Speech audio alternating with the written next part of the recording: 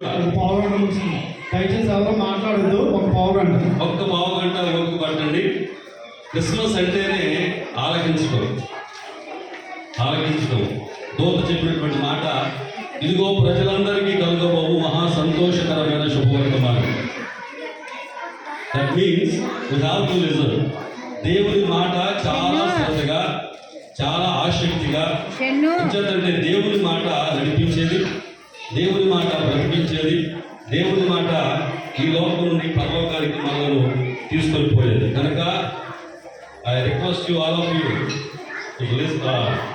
Listen carefully. కొద్ది నిమిషాలు, ఒక 10 నిమిషాలు దేవుని మాట ఆలకించాలని మీకు సేవకులుగా తెలియజేస్తూ ఒక్క మాట దేవుని యొక్క వాక్యంలో చదువుకుందాం. ఎవరైనా చదవగలిగితే మత్తయి సువార్త 2వ అధ్యాయం 2వ వచనం. ఎవరైనా చదువుతారా? 2వ అధ్యాయం 2వ వచనం. నక్షత్రాన్ని చూసి ఇదిగో మా యావ ఏంటంటే రాజులు, జ్ఞానం కలిగిన వాళ్ళు, గొప్పవాళ్ళు వారి మాట కోసం, వారి యొక్క సలహా కోసం, వారి యొక్క విశేషత కోసం ఎప్పుడు కూడా కనిపెట్టేవాళ్ళు. అటువంటి వాళ్ళు ఒక దినాన ఆకాశాన్ని పరిశీలన చేస్తామంటే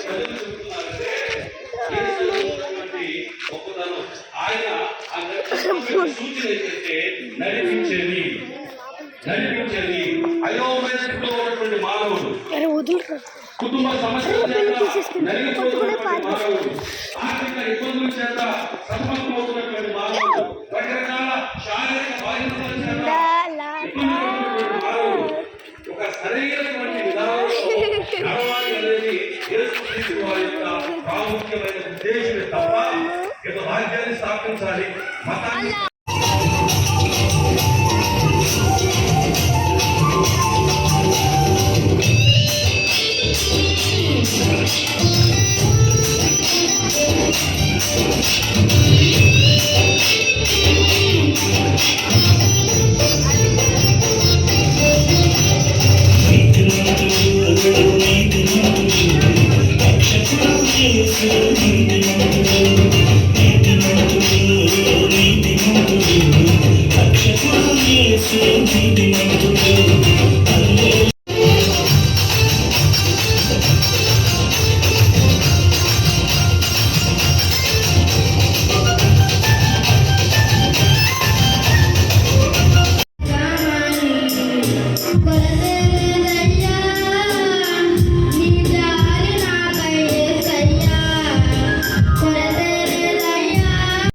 ఆయనకు యేసు అని పేరు పెట్టదు.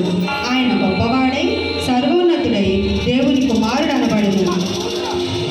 పరిశుద్ధాత్మ నీ మీదికి వచ్చును, సర్వోన్నతిని మహిమ నిన్ను కమ్ముకొని, కనుక పుట్టబోవు శిశువు పరిశుద్ధుడై సర్వోన్నతుడైన దేవుని కుమారుడు అనబడును.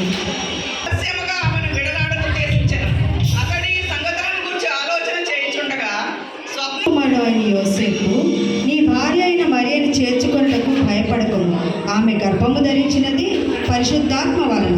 ఆమె ఒక కుమారుని కనును. యావత్ మంది ప్రజానికానికి తెలియజేయమనగా ప్రజాసంఖ్య వ్రాయవలని కైసర్ ఐగుస్తు నిర్ణయించడం వలన ప్రజలందరూ తమ స్వగ్రామాలకు వెళ్ళి ప్రజాసంఖ్య వ్రాయించుకోవాల్సిందిగా తెలియజేయడం.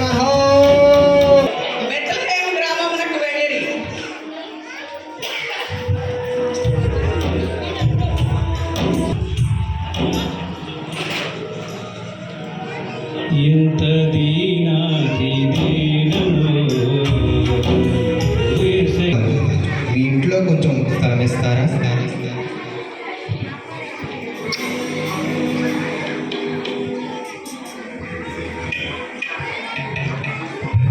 అమ్మా, మాకే ఉండడానికి స్థలం లేదు. ఇంకా మీకు చూడండి, మేము ఎక్కడ తీసుకురాము. లేదమ్మా. హేరోదు మహారాజు వేచి చేస్తున్నారు.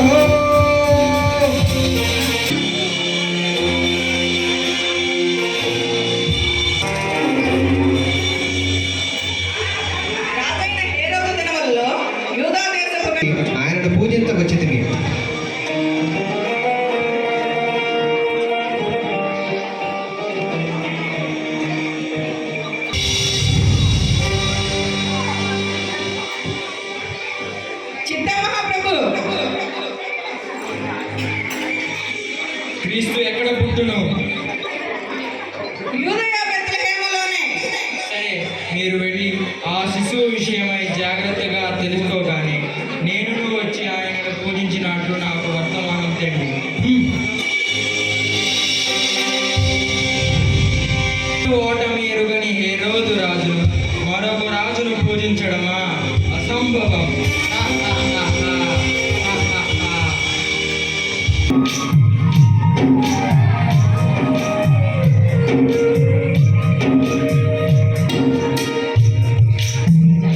ఒరే ఈనేసా ఈసారి చంపేస్తుందిరా గొర్రెటారా కాసేది ఏం చెప్పాలరా మల్లేసా ఈసారికి మనల్ని కాసుకోవడమే పెద్ద తలకాయ నొప్పి గొర్రెలు కూడా కాయాలా భయపడకుడి, ఇదిగో ప్రజలందరికీ కలుగబోదు మహా సంతోషకరమైన సువార్తమాన